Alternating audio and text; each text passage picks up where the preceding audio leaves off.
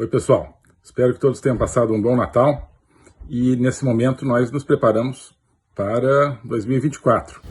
Um ano onde, ao que tudo indica, as forças da tirania, da mentira, do roubo vão continuar avançando no Brasil e no mundo.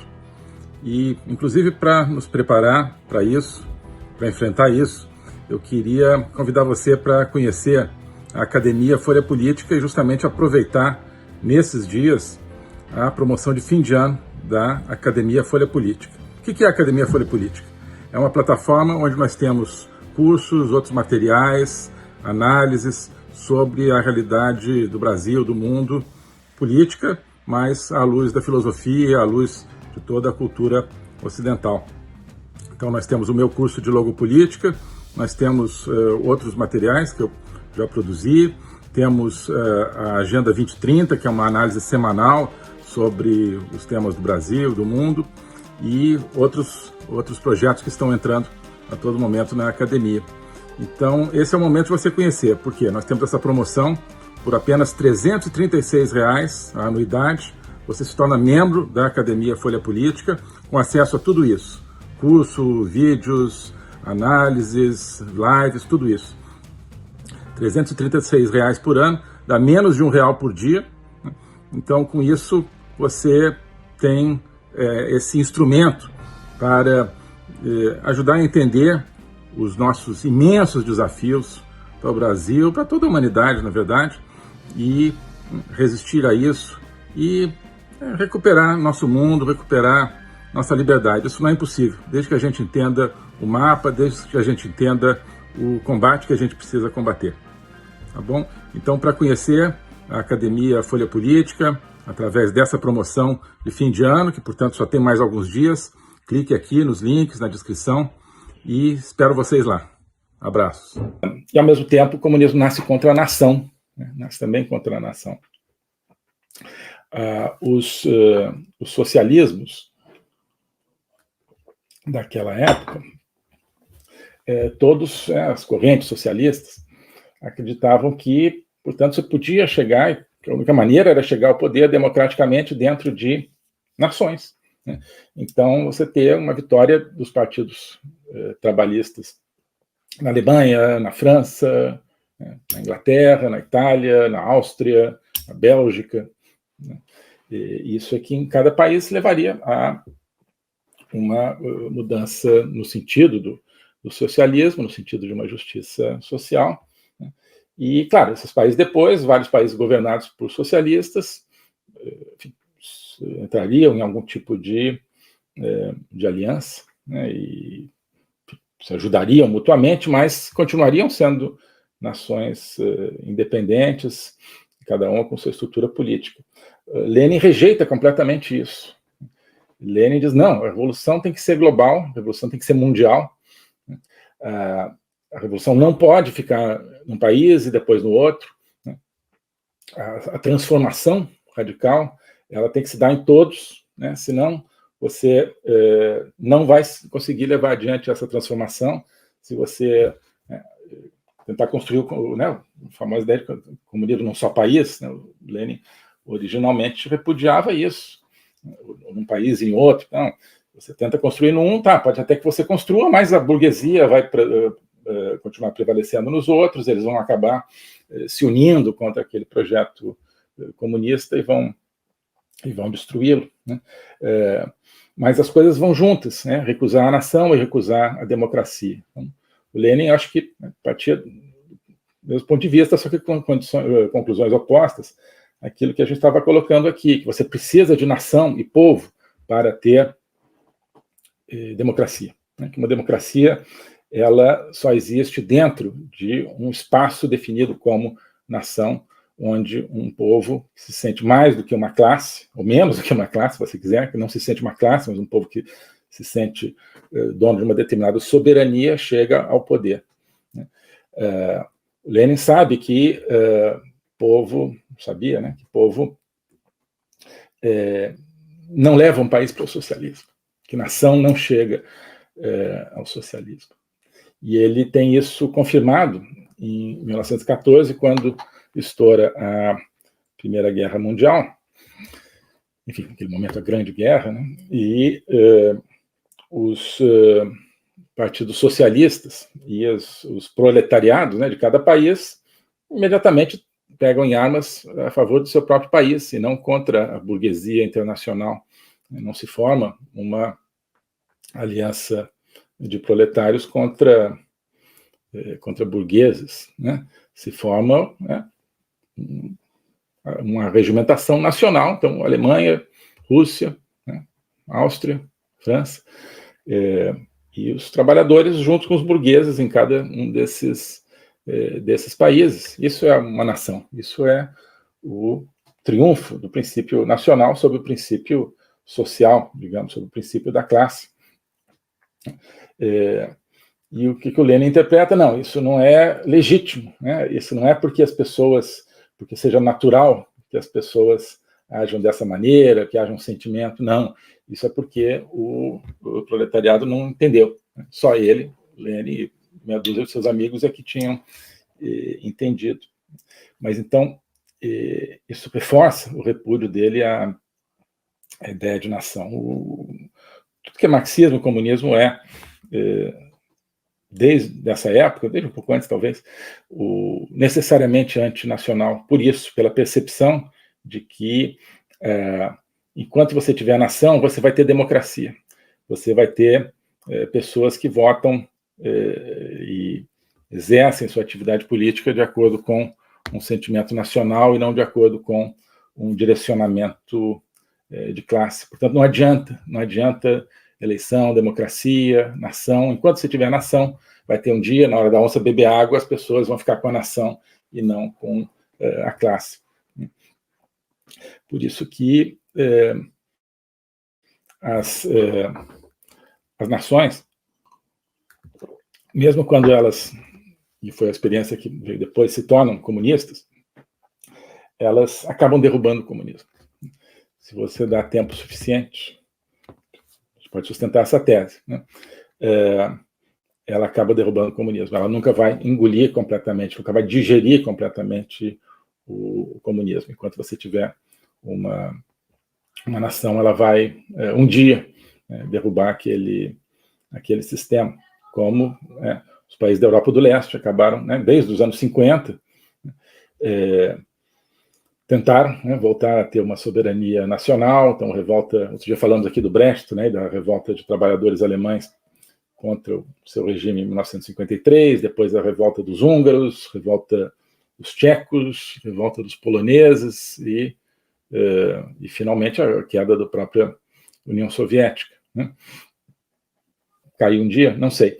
Mas o comunismo nunca vai estar seguro numa nação. Ele precisa cobrir o mundo inteiro. Ele precisa extinguir qualquer referência externa, qualquer referência externa democrática, qualquer referência que mostre a possibilidade de um mundo diferente, né? Então, o comunismo é, digamos assim, globalista, ele é desnacionalista, mais do que anti, não é simplesmente contra a nação, ele é destruidor de nações, e ele é antimajoritário, ou seja, antidemocrático. Por todas essas razões que nós comentamos. E talvez por essas duas principais razões, o processo que nós estamos vivendo hoje no mundo é um processo revolucionário de estilo comunista, é um processo desnacionalizante e antimajoritário. Você vê o que está acontecendo em todas as democracias, é uma rejeição ao princípio majoritário da democracia. As democracias passam a ser não o poder do povo, mas o poder das instituições, ou seja, o poder do Estado. É assim que a democracia é caracterizada hoje, é assim que a democracia tem sido caracterizada no Brasil por aqueles que detêm o poder no Brasil. Já falamos disso aqui também na live, por exemplo, da democracia defensiva, né?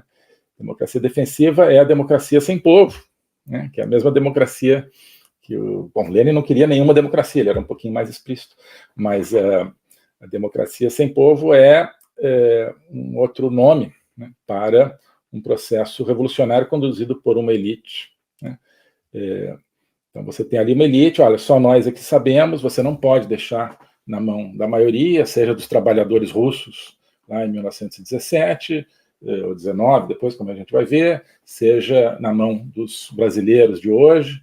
Você não pode deixar na mão, para ver qual vai ser a maioria, você tem que impor o poder a partir de uma elite iluminada. E isso não pode ser um processo apenas nacional, tem que ser um processo global. Você tem que cobrir todo mundo com esse poder de elite, porque você não pode deixar que persistam praias, né, de liberdade para as quais as pessoas possam nadar, digamos, e onde às quais possam se referir. Então, nós temos hoje um processo revolucionário que lembra muito aquele. Bom, Lenin, ele, em 1919, num momento crítico ali, onde já os bolcheviques, né, o partido do Lenin, enfim, o seu grupo político tomaram o poder, mas estão ainda sujeitos a uma guerra civil, né, os partidários do czarismo ainda estão tentando restaurar o czarismo, você tem intervenção de países como França, Inglaterra, sobretudo a favor de uma restauração czarista, contra a Revolução bolchevique, carestia, escassez, fome, tudo isso. E o Lenin falou, como é que a gente faz para manter a Revolução bolchevique? Claro, qualquer pessoa normal, né, fala, não, vamos tentar aqui dar um jeito nisso, porque todo mundo está morrendo aqui, vamos dar uma serenada nisso, né? De repente não deu certo, olha só, não deu. Agora, Lenin não importa quantas pessoas morrerem, o importante é a revolução. O importante é que ela crie uma destruição completa da antiga estrutura de poder e instaure uma nova estrutura de poder. Então ele faz um discurso que depois será intitulado o discurso Como Iludir o Povo, né? Que é uma ironia do Lenin, quer dizer, não é, mas talvez involuntariamente, né, ele tenha dado um bom nome para esse discurso. Né? Já adiantando, quer dizer, ele vai dizer que não, quem defende democracia, liberdade, está tentando iludir o povo, porque não é uma verdadeira democracia e liberdade. Nós, comunistas, é que realmente queremos salvar o povo dele mesmo, né, e da sua própria maioria. Mas é claro que esse título acaba sendo passível de uma interpretação diferente. Então, ele é que está dizendo como eles estão, né, o projeto bolchevique, comunista, está iludindo o povo. Né?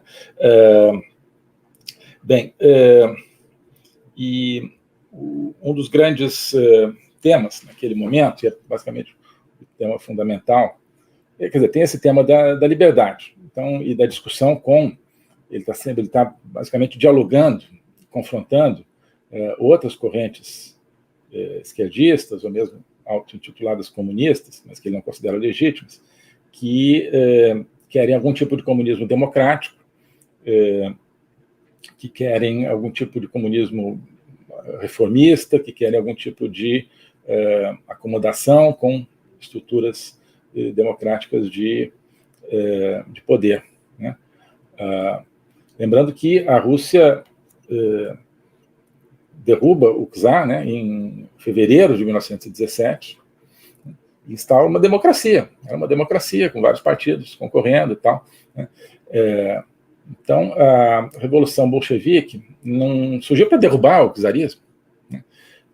Ela surgiu como um partido minoritário dentro de toda uma gama de partidos que derruba o czarismo, mas que, né, surge o governo Kerensky, o famoso Kerensky, mas o bolchevismo ele não aceita isso senão como um trampolim para uma nova fase. Né? Então, derrubou o Bolsonaro, derrubaram o czarismo, né? Se você tivesse um juiz da Suprema Corte comunista, né, teria dito, derrubamos o czarismo, né? como é que vencemos o czarismo ali, falando para a União de Estudantes, né? Então, desculpem aqui o ato falho, mas tem a ver, né? Bom, mas não queriam simplesmente derrubar o czarismo, né? Assim como no Brasil, né? Já que vamos falar disso, as forças aí que comemoram terem vencido o bolsonarismo não querem simplesmente vencer o bolsonarismo, né?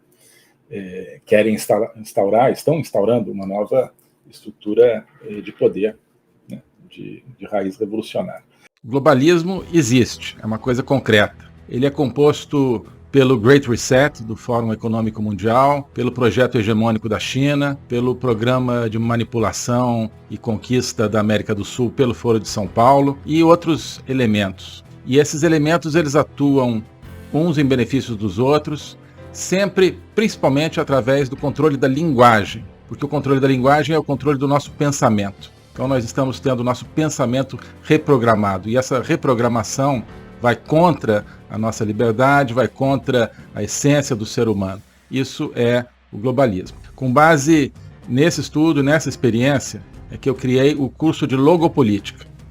Toda semana eu dou aulas sobre geopolítica, literatura, filosofia, cultura de um modo geral, tudo isso em conjunto formando um espaço de conhecimento que eu denomino a logopolítica, para nós não apenas entendermos a ameaça do globalismo, mas podermos nos contrapor a ela. Se você quiser entrar nesse projeto de conhecer o globalismo e enfrentar o globalismo, clique aqui